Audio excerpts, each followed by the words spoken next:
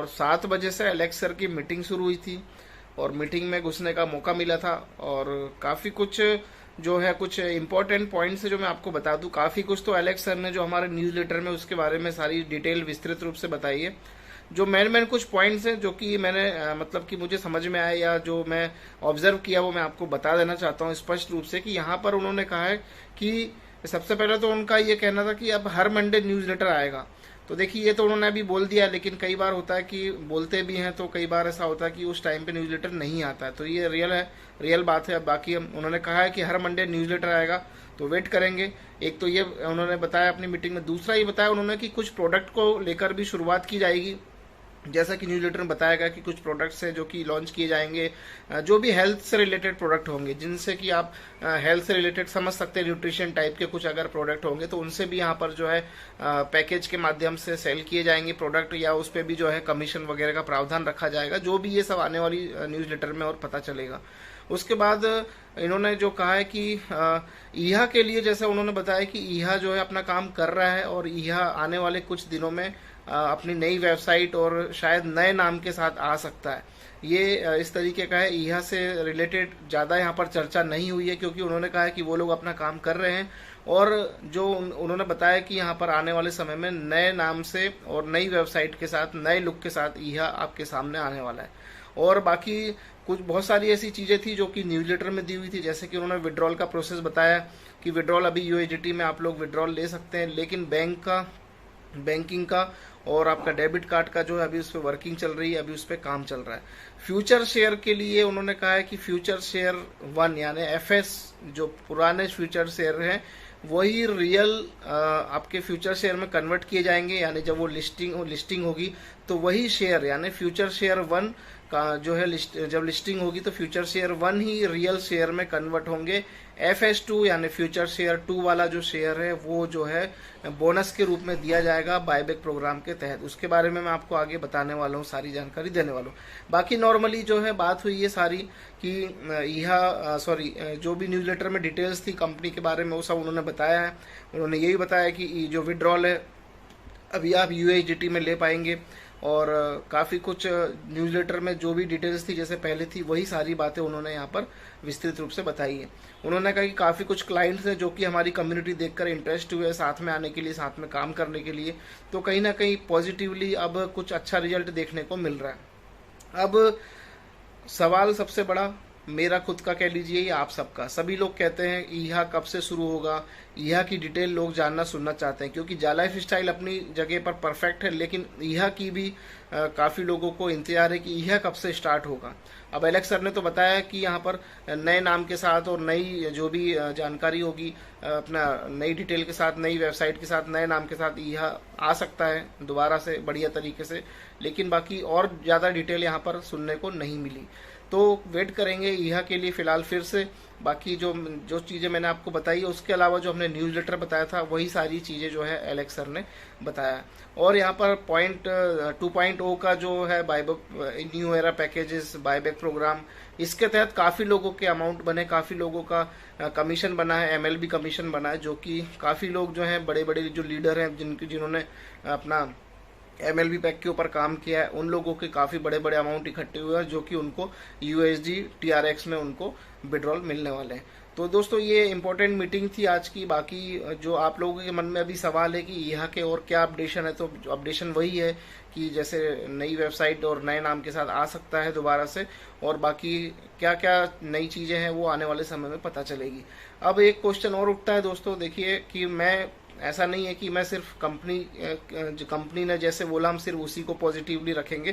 पहले Alex sir ने last meeting में बताया गया था कि मलेशिया से शुरुआत होगी, मलेशिया मतलब अपनी ईहा की शुरुआत मलेशिया से होगी, और इवेंट वगैरह जो है उनके बारे में उन्होंने बात कही थी। इस विषय में फिलहाल कोई अभी चर्चा आज की मीटिंग में नहीं हुई है, लेकिन आने वाले फ्यूचर में ये सारी चीज़ें बताई जाएंगी इसके विषय में, क्योंकि आज का जो एलेक्स सर का सामने आने का रीज़न था वो ये था कि जो न्यूज़लेटर था उसके कारण वो अपना आए इस मीटिंग के माध्यम से। और जैसा कि उन्होंने पहले कहा था कि मीटिंग अब महीने में 2 बार होगी, लेकिन अब उन्होंने न्यूज़लेटर का अनाउंसमेंट किया है कि 4 हफ्ते यानी महीने में 4 बार यानी हर मंडे को न्यूज़लेटर आएगा।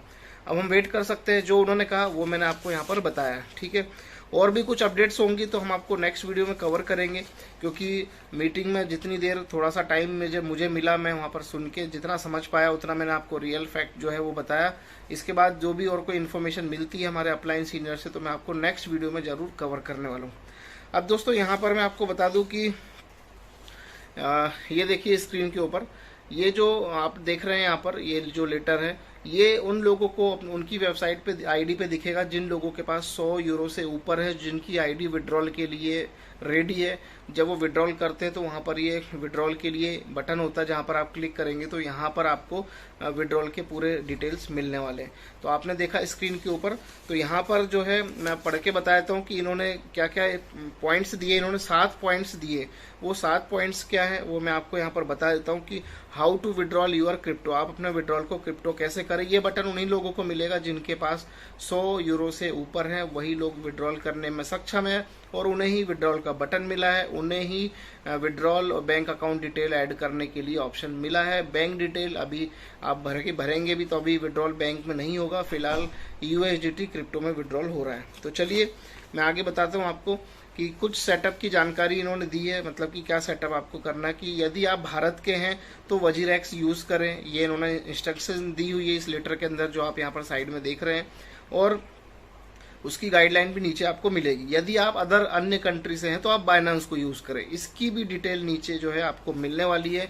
ये जो मैंने 2 लाइनें बोली हैं आपको वजीरेक्स और बाइनेंस की, इसके नीचे लिखा होगा एक्सेस देयर गाइड हियर, उस पर आप क्लिक करेंगे तो आपको उसका गाइडेंस मिलेगा। और बाइनेंस वाली लाइन के नीचे अगर आप क्लिक करेंगे you can access there guide here, तो बाइनेंस की जानकारी आपको मिलेगी। फिर उन्होंने कहा है कि हम आपको कंप्लीट 7 फॉलोइंग स्टेप बता रहे हैं, वो ध्यान से सुनिए। तो ये जो लेटर आप साइड में देख रहे हैं इसमें जो 7 स्टेप है मैं उसको यहाँ पर हिंदी में ट्रांसलेट करके आपको बता रहा हूँ।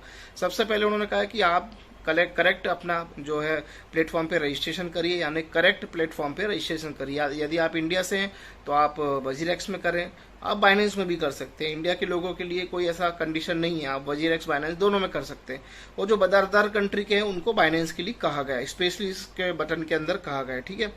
जिसमें भी आप रजिस्टर करते हैं उसमें अपने नाम से रजिस्ट्रेशन करें, जो आपका एक्चुअल जेन्युइन नाम है, जो Aadhaar card, PAN card, bank account में है, ठीक है। क्योंकि यहाँ पर देखिए टैक्स वगैरह, GST कह लीजिए, चार्जेस कह लीजिए, और आपकी KYC होगी मेन, तो KYC के पर्पज से आपका रियल नेम, आपका आधार कार्ड, पैन कार्ड में जो नाम है, बैंक अकाउंट में जो नाम है वही आपका नाम होना चाहिए, बिल्कुल क्लियर, ठीक है। तो उसके बाद जब आप रजिस्ट्रेशन कर लेते हैं, देखिए वजीरेक्स में यदि अभी भी कई लोगों के रजिस्ट्रेशन नहीं है तो डिस्क्रिप्शन में वजीरेक्स का रेफर लिंक है, आप लोग वहां से जाके अपना अकाउंट क्रिएट कर सकते हैं वजीरेक्स में। और बाइनेंस में जिसका नहीं है, जो बाइनेंस में करना चाहता है, उनका भी बाइनेंस का रजिस्ट्रेशन लिंक दिया हुआ है, आप लोग रजिस्ट्रेशन कर सकते हैं। अगर आपको रजिस्ट्रेशन करने का प्रोसेस नहीं पता है तो पहले यूट्यूब में किसी अदर यूट्यूबर का वीडियो देख लें कि वजीरेक्स में अकाउंट कैसे बनाएं या बाइनेंस में अकाउंट कैसे बनाएं, और 2022 जरूर डाल दें, क्योंकि लेटेस्ट अपडेट के साथ किसी ने वीडियो बनाई होगी तो आपको दिख जाएगा कैसे बनाना है। वो वीडियो देखने के बाद ही आप लिंक पे क्लिक करें जो डिस्क्रिप्शन में दी है वजीरेक्स की और बाइनेंस की, जिसमें भी आपको अकाउंट बनाना है आप बना सकते हैं। उसके बाद KYC करना जरूरी है।